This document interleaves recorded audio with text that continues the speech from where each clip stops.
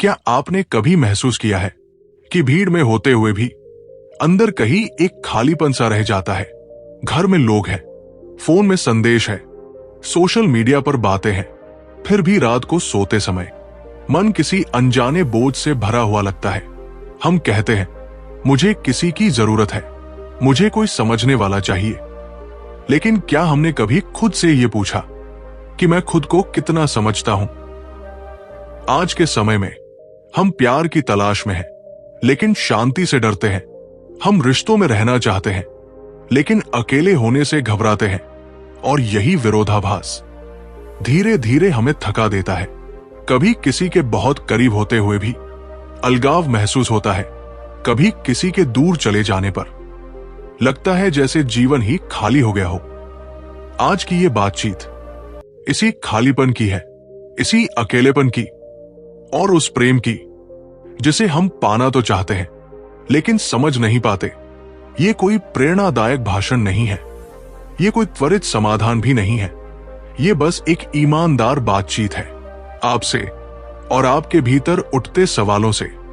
अगर आपने कभी प्यार में डर महसूस किया है, अगर आपने कभी अकेले होने से बचने के लिए रिश्ते बनाए हैं, अगर आपने कभी खुद से भागने की कोशिश की है, तो ये वीडियो आपके लिए है।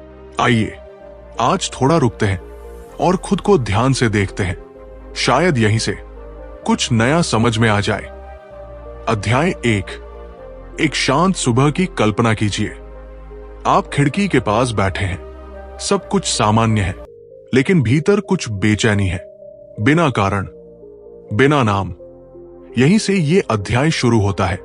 ये अध्याय प्रेम की बात करता है, लेकिन उस प्रेम की नहीं जिसे हम रोजमर्रा की भाषा में जानते हैं। कृष्णमूर्ति सबसे पहले हमें यह देखने को कहते हैं कि हम जिस प्रेम की बात करते हैं वो वास्तव में क्या है। अधिकतर लोग प्रेम को एक भावना मानते हैं, कभी खुशी देने वाली, कभी दर्द देने वाली। लेकिन क्या वो प्रेम है या केवल हमारी आवश्यकता? जब हम कहते हैं मुझे तुमसे प्रेम है, तो अक्सर उसके पीछे एक उम्मीद छुपी होती है कि तुम मेरे साथ रहो, तुम मुझे समझो, तुम मेरे खालीपन को भर दो। कृष्णमूर्ति बहुत सरल शब्दों में कहते हैं, जहां जरूरत है वहां प्रेम नहीं है। जरूरत डर से पैदा होती है, डर अकेले रह जाने का, डर अस्वीकार होने का। हम किसी दूसरे व्यक्ति को पकड़ लेते हैं ताकि हमें अपने अकेलेपन का सामना न करना पड़े। यही से दुख शुरू होता है। ये अध्याय हमें अकेलेपन की सच्चाई से मिलवाता है। अकेलापन कोई बाहरी स्थिति नहीं है, ये भीतर की अवस्था है।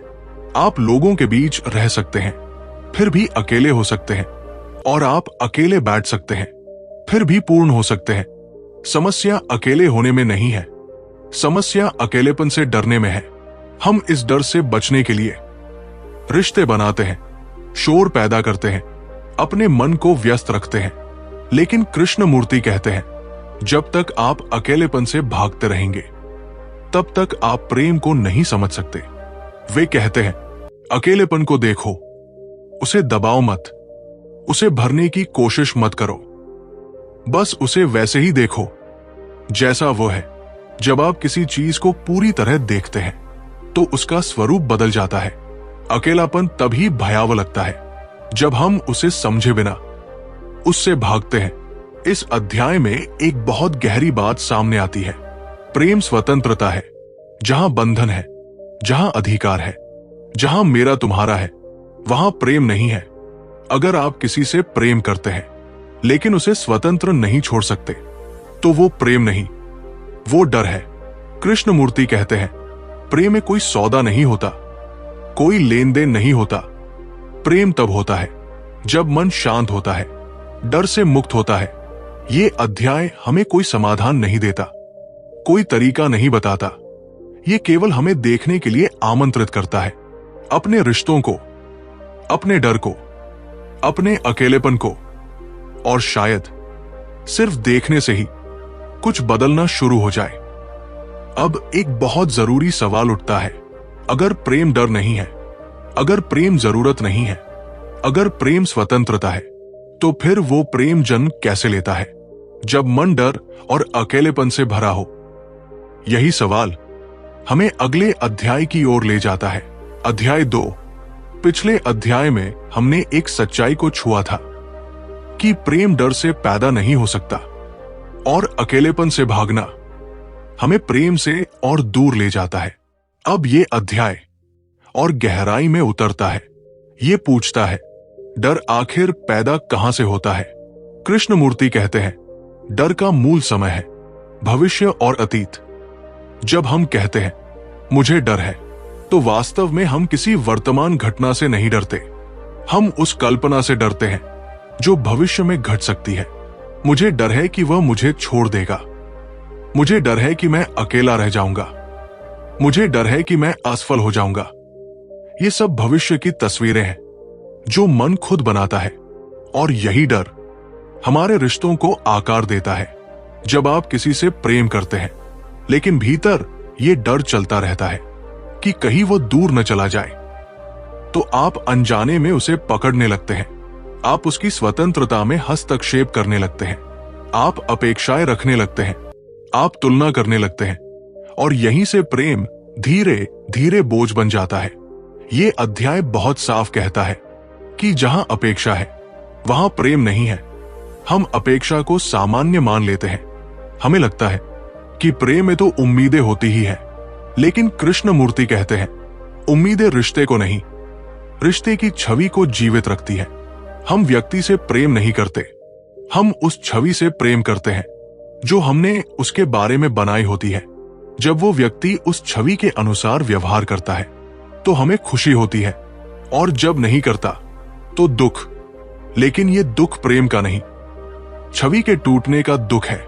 ये अध्याय हमें एक बहुत महत्वपूर्ण अंतर समझाता है, व्यक्ति और छवि के बीच का अंतर। हम बचपन से लोगों के बारे में धारणाएं बनाना सीख जाते हैं। ये अच्छा है, ये बुरा है, ये मेरा है, ये मेरा नहीं है। यही धारणाएं रिश्तों में प्रवेश कर जाती है, और फिर हम उस व्यक्ति को नहीं देखते, हम केवल अपनी धारणाओं को देखते हैं। कृष्णमूर्ति कहते हैं, जहां छवि है वहां संबंध नहीं है। सच्चा संबंध तभी संभव है जब आप सामने वाले को हर पल नया देख सके, लेकिन ऐसा तभी हो सकता है जब मन अतीत से मुक्त हो। ये अध्याय अकेलेपन को एक नई दृष्टि से देखने को कहता है। अकेलापन कोई समस्या नहीं है, समस्या है अकेलेपन से डर। जब आप अकेले होते हैं तो आपके भीतर कई आवाजें उठती हैं, पुरानी यादें, अधूरी इच्छाएं, दबी हुई पीड़ा। हम इन आवाजों को सुनना नहीं चाहते, इसलिए हम किसी न किसी सहारे को पकड़ लेते हैं। लेकिन कृष्णमूर्ति कहते हैं, यदि आप अकेलेपन के साथ बैठ सकें बिना उसे बदलने की इच्छा के, तो वही अकेलापन समझ में बदल जाता है, और जहां समझ है वहां भय नहीं रहता। ये अध्याय ये भी स्पष्ट करता है कि प्रेम कोई अभ्यास नहीं है, कोई तकनीक नहीं है। आप प्रेम करना सीख नहीं सकते, आप केवल बाधाओं को देख सकते हैं जो प्रेम के रास्ते में खड़ी है। डर, अपेक्षा, आसक्ति, स्वामित्व। जब ये बाधाएं स्पष्ट दिखाई देने लगती है तो वे धीरे धीरे गिरने लगती है। कृष्णमूर्ति बार बार इस बात पर जोर देते हैं कि परिवर्तन प्रयास से नहीं आता, परिवर्तन समझ से आता है। जब आप सचमुच देख लेते हैं कि डर कैसे काम करता है, तो उसी देखने में डर कमजोर हो जाता है। ये अध्याय हमें सिखाता है कि प्रेम और अकेलापन एक दूसरे के विरोधी नहीं है। वास्तव में जब आप अकेले रह सकते हैं बिना भय के, तभी आप प्रेम कर सकते हैं, क्योंकि तब आप किसी दूसरे पर निर्भर नहीं रहते, आप उससे कुछ मांगते नहीं, आप उसके साथ केवल होते हैं। और यही होना प्रेम है। ये अध्याय हमें एक ईमानदार दर्पण देता है। ये कहता है, अपने रिश्तों को देखो, क्या वहां डर है, क्या वहां नियंत्रण है, क्या वहां भविष्य की चिंता है? अगर है तो उसे छुपाओ मत, उसे गलत मत कहो, बस देखो, क्योंकि देखने में ही मुक्ति छुपी है। और अब एक और गहरा सवाल उठता है, अगर डर और छवियां प्रेम को नष्ट कर देती है, अगर अकेलेपन को समझना जरूरी है, तो मन उस शांति तक कैसे पहुंचे जहां बिना डर के, बिना छवि के सिर्फ प्रेम शेष रह जाए? यही प्रश्न हमें अगले अध्याय की ओर ले जाता है। अध्याय 3। अब तक की यात्रा में हमने ये स्पष्ट रूप से देखा कि प्रेम डर से नहीं जन्म ले सकता और अकेलेपन से भागना हमें और अधिक उलझा देता है। अब ये अध्याय मन की उस सबसे गहरी परत को छूता है जहां विचार जन्म लेते हैं। कृष्णमूर्ति कहते हैं, जब तक हम मन को नहीं समझते तब तक प्रेम केवल एक शब्द बना रहेगा। ये अध्याय पूछता है, क्या प्रेम विचार से पैदा हो सकता है? हम अक्सर ऐसा मानते हैं कि हम सोचकर प्रेम करते हैं। मैं इसे पसंद करता हूं, ये मेरे लिए सही है, ये मुझे खुशी देता है। लेकिन कृष्णमूर्ति बहुत साफ कहते हैं, विचार कभी प्रेम नहीं हो सकता। विचार स्मृति से पैदा होता है और स्मृति अतीत है। जहां अतीत है वहां ताजगी नहीं होती। जब आप कहते हैं, मैं तुमसे प्रेम करता हूं क्योंकि तुम मेरे साथ अच्छे रहे, तो ये प्रेम नहीं, ये स्मृति है। ये अध्याय हमें ये समझाता है कि विचार उपयोगी है लेकिन सीमित है। विचार हमें रास्ता दिखा सकता है, घर बना सकता है, भाषा दे सकता है, लेकिन विचार जीवन की गहराई को नहीं छू सकता। जब हम विचार को प्रेम में लाते हैं तो हम तुलना करने लगते हैं। ये पहले जैसा नहीं रहा, ये व्यक्ति बदल गया है। यही तुलना रिश्तों में दरार पैदा करती है। कृष्णमूर्ति कहते हैं, प्रेम तुलना नहीं जानता। जहां तुलना है वहां अहंकार है और अहंकार हमेशा अलगाव पैदा करता है। ये अध्याय अहंकार की बात करता है, लेकिन किसी दार्शनिक परिभाषा में नहीं। अहंकार मतलब मैं और तुम, मेरा और तुम्हारा। जब तक ये विभाजन है तब तक प्रेम सीमित रहेगा। हम अक्सर सोचते हैं कि अहंकार को मिटाना होगा, लेकिन कृष्णमूर्ति कहते हैं, कुछ भी मिटाने की कोशिश अहंकार को ही मजबूत करती है। तो फिर क्या किया जाए? इस अध्याय का उत्तर बहुत सरल है लेकिन गहरा है। देखो, अपने मन को देखो। जब वो तुलना करता है, जब वो चोट खाता है, जब वो स्वयं को बचाने लगता है, इस देखने में कोई निर्णय नहीं होना चाहिए। जब आप कहते हैं ये गलत है, तो आप देखने से हट जाते हैं। कृष्णमूर्ति कहते हैं, निर्णय रहित जागरूकता ही ध्यान है।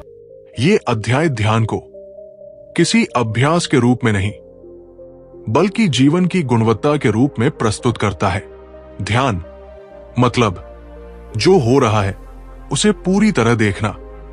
जब आप किसी से बात कर रहे हो तो पूरी तरह वहां होना, बिना भीतर किसी प्रतिक्रिया के।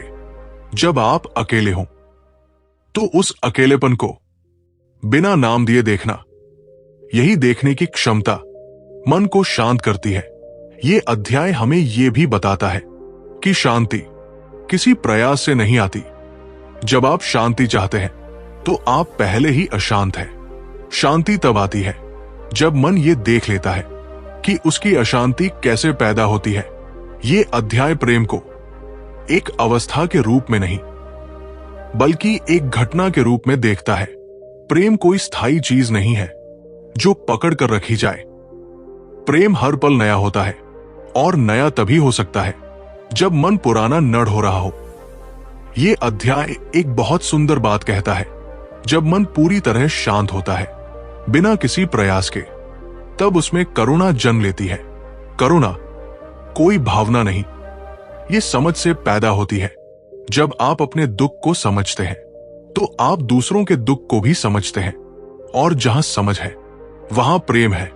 ये अध्याय हमें ये भी दिखाता है कि प्रेम व्यक्तिगत नहीं होता। हम कहते हैं ये मेरा प्रेम है, लेकिन प्रेम में मेरा कुछ नहीं होता। वो एक खुला आकाश है और उसी आकाश में अकेलापन, डर और दुख अपने आप खो जाते हैं। ये अध्याय हमें किसी निष्कर्ष पर नहीं पहुंचाता, बल्कि हमें और सजग बनाता है। ये कहता है, अपने मन को देखना जारी रखो, बिना थके, बिना उम्मीद के, क्योंकि उसी देखने में जीवन की गहराई छुपी है। और अब एक अंतिम प्रश्न, जो इस अध्याय के बाद अपने आप उठता है। अगर प्रेम विचार नहीं है, अगर प्रेम प्रयास नहीं है, अगर प्रेम केवल देखने से प्रकट होता है, तो क्या ऐसा प्रेम दैनिक जीवन में संभव है? रिश्तों में, परिवार में, समाज में, या ये केवल एक सुंदर विचार बनकर रह जाता है? यही प्रश्न हमें अगले अध्याय की ओर ले जाता है। अध्याय 4। अब तक की यात्रा हमें बहुत भीतर ले आई है। हमने देखा कि प्रेम विचार से पैदा नहीं होता, डर से जन्म नहीं लेता और अकेलेपन से भागने से मिलता नहीं। अब ये अध्याय एक बहुत व्यावहारिक प्रश्न उठाता है जो हर संवेदनशील व्यक्ति के मन में आता है। जो कुछ अभी तक समझा, क्या वह केवल बातचीत तक सीमित है या फिर उसे रोजमर्रा के जीवन में जिया जा सकता है? कृष्णमूर्ति यहीं से जीवन की सच्ची परीक्षा की बात करते हैं। वे कहते हैं, सत्य तब तक सत्य नहीं जब तक वो आपके संबंधों में दिखाई न दे। घर में, काम में, दोस्ती में, पति पत्नी के रिश्ते में, माता पिता और बच्चों के बीच। अगर प्रेम केवल शब्दों में है लेकिन व्यवहार में डर है, तो वो समझ अधूरी है। ये अध्याय हमें संबंधों को नई दृष्टि से देखने के लिए आमंत्रित करता है। कृष्णमूर्ति कहते हैं, अधिकतर संबंध आदत पर टिके होते हैं। हम किसी के साथ इसलिए रहते हैं क्योंकि हम वर्षों से साथ हैं, क्योंकि समाज ऐसा कहता है, क्योंकि अकेले होने से डर लगता है। लेकिन आदत संवेदनशीलता को धीरे धीरे खत्म कर देती है। आप सामने वाले को सचमुच देखना बंद कर देते हैं।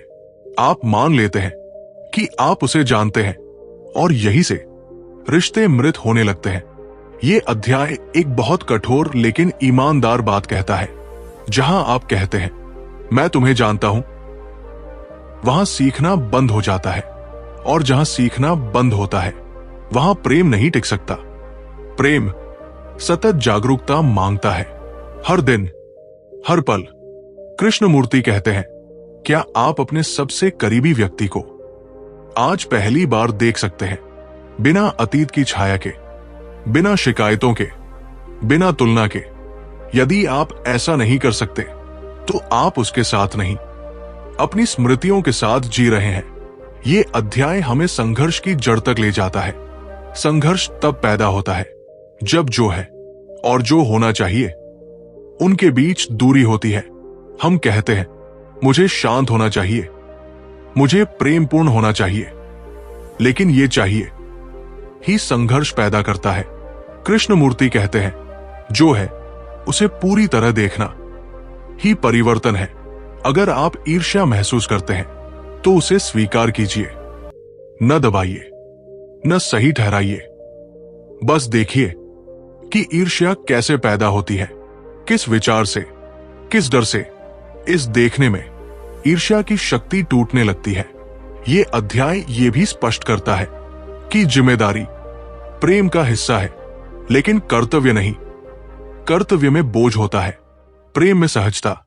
जब आप किसी की देखभाल इसलिए करते हैं क्योंकि करना चाहिए, तो वहां थकान आती है, लेकिन जब वही कार्य समझ से आता है तो वो बोझ नहीं रहता। कृष्णमूर्ति कहते हैं, जहां प्रेम है वहां त्याग नहीं होता। त्याग तभी आता है जब आप कुछ छोड़ने के लिए खुद को मजबूर करते हैं।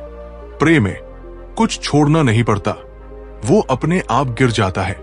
ये अध्याय समाज की भी बात करता है। हम अक्सर सोचते हैं कि पहले दुनिया बदले तब जीवन बदलेगा, लेकिन कृष्णमूर्ति कहते हैं, दुनिया आपके संबंधों का विस्तार है।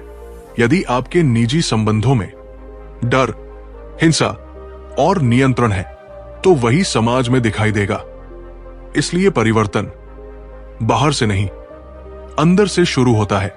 ये अध्याय किसी क्रांति की बात नहीं करता, किसी आंदोलन की नहीं। ये शांत परिवर्तन की बात करता है, जहां एक व्यक्ति अपने संबंधों में सच देखना शुरू करता है और वही देखना दुनिया को बदलने लगता है। ये अध्याय हमें ये भी सिखाता है कि प्रेम कभी सुरक्षित नहीं होता। जहां सुरक्षा की मांग है वहां डर है। प्रेम खुले आकाश की तरह है, उसमें जोखिम है, लेकिन वही जोखिम जीवन देता है।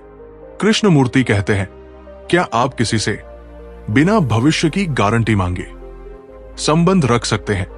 क्या आप किसी से इस पल पूरी तरह मिल सकते हैं? यदि हां, तो वही प्रेम है। ये अध्याय हमसे ईमानदारी मांगता है। ये कहता है, खुद को धोखा मत दीजिए।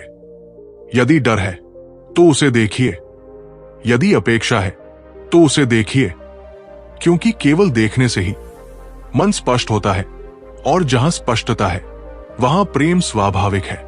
अब ये यात्रा एक निर्णायक मोड़ पर आ जाती है। हमने प्रेम को समझा, डर को देखा, विचार को जाना और संबंधों की वास्तविकता को छुआ। अब अंतिम और सबसे गहरा प्रश्न उठता है, अगर मन सचमुच स्पष्ट हो जाए, अगर डर और छवियां गिर जाएं, अगर संबंध बोझ न रहे, तो उस अवस्था में जीवन कैसा होता है? मृत्यु, एकांत और पूर्ण स्वतंत्रता उस प्रेम से कैसे जुड़ते हैं? यही प्रश्न हमें अंतिम अध्याय की ओर ले जाता है। अध्याय 5।